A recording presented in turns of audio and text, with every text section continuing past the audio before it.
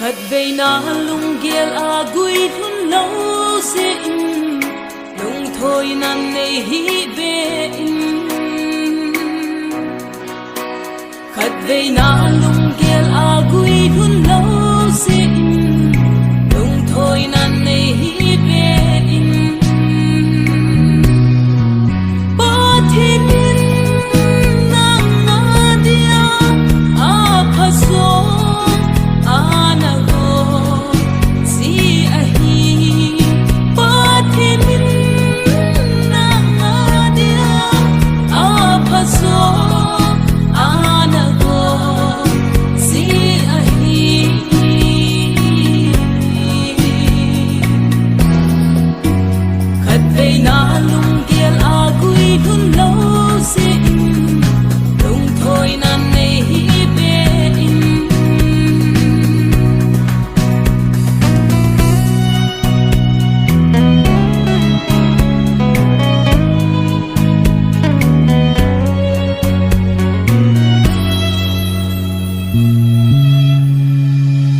dai tui to bong I hin ko trong cha hin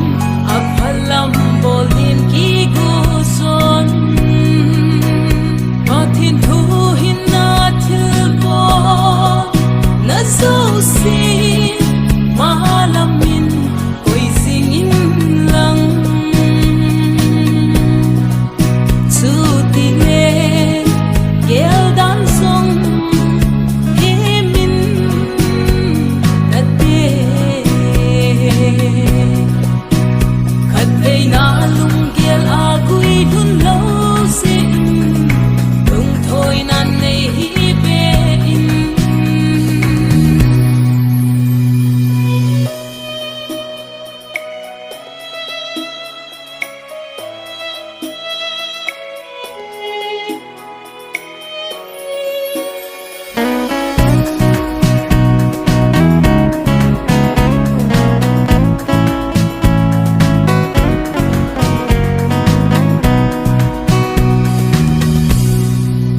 lấy xét thil ho hi gel ho hi in la man tha ding gel te min lấy xét thil ho hi gel ho hi in la man tha ding gel te min